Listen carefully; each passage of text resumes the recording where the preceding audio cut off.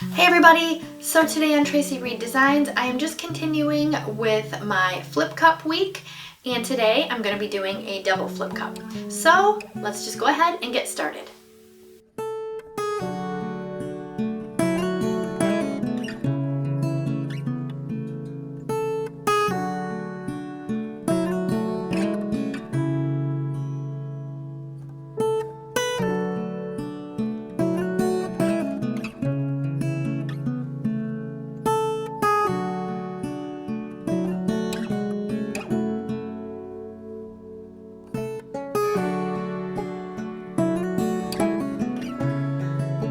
Okay, so today I am working on a 14 by 18 canvas, and I have two cups because I'm going to be doing a double flip cup, and I have got my lovely colors right here, so I'm just going to go ahead and start putting them in the cups.